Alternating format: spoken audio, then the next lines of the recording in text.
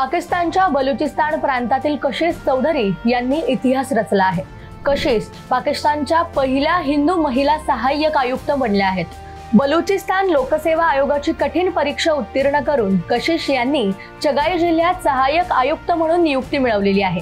विशेष म्हणजे त्या दुर्गम आणि अशांत नौशकी शहरातील रहिवासी आहेत। मी माझ्या समुदायासाठी आणि विशेषतः महिलांसाठी प्रेरणा बनू इच्छिते, असे कशिश यांनी सांगितलंय। कोण आहेत कशिश चौधरी जाणून घेणार आहोत या व्हिडिओच्या माध्यमातून। नमस्कार, मी प्रतीक्षा ओनली मांडिनीमध्ये तुमच्या सगळ्यांचं स्वागत करते। कशिश चौधरी या बलुचिस्तानातील चगाई जिल्ह्यातील नौशकी शहरातील रहिवासी आहेत।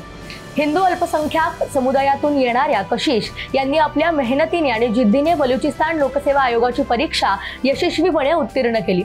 कशिश म्हणतात, माझ्यासाठी हे यश म्हणजे माझ्या कुटुंबाच्या आणि समुदायाच्या विश्वासाचे फलित आहे।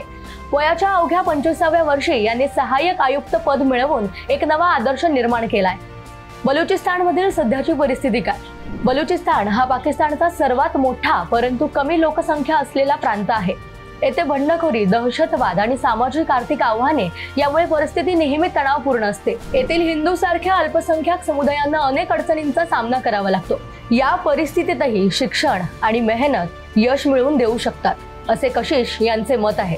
याचाच अर्थ काय, तर कशिश चौधरी यांचे यश पाकिस्तानातील अल्पसंख्याक समुदाय, विशेषतः हिंदू आणि महिलांसाठी एक मोठा टप्पा आहे।